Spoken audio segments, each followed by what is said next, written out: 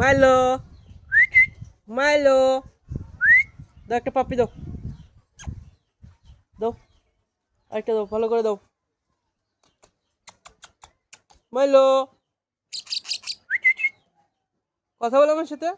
মাইলো, বাইরে ভালো লাগতেছে তোমার? থাকবা না চলে যাবো?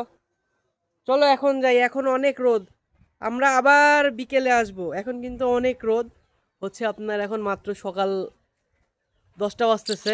ঘুম থেকে উঠে, আজকে অফ ডিউটি তো, ঘুম থেকে উঠে ভাবলাম আজকে মাইলোর সাথে আমরা একটু বাইরে রোদ পোহাইতে যাব আজকে, তো মাইলোকে নিয়ে আসলাম। তো দেখতে পাচ্ছেন কিন্তু মাইলো কিন্তু অনেক চঞ্চলের মতো হয়ে গেছে। ও আসে মানে বাইরের পরিবেশে এসে এতটা মানে ও এনজয় করতেছে, ও কিন্তু নিচে আর যাইতেই চাচ্ছে না। যাবো নিচে যাবো, চলো যাবা। আর এখান থেকে পরিবেশটা কিন্তু মানে ভিউটা অনেক সুন্দর, উপরে যে পরিবেশ, উপরে উঠলে কিন্তু ছাদ থেকে আমার সমুদ্র দেখা যায়। আপনাদেরকে একটু দেখানোর চেষ্টা করতেছি। আপনার এই যে এই কর্নার থেকে কিন্তু দেখা যাচ্ছে, একটু হালকা করে দেখা যাচ্ছে সমুদ্র।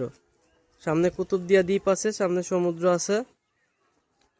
আর এটার পরিবেশ, বাহিরের পরিবেশে শুধু গাছপালা। মাইলো এটা দেখে এত পছন্দ করতেছে, বলার মতো না। কি তুমি যাবা না? তোমার হাতে নিলে তুমি বারবার উড়ে চলে আসতেছো। চলো ঘরে যাই, আমরা ঘরে যাব, রোদ পোহানো হয়ে গেছে, আর বাইরে থাকতে হবে না। চলো আসো, চলো চলো যাই, ঘরে যাই, রুমে যাবো, চলো।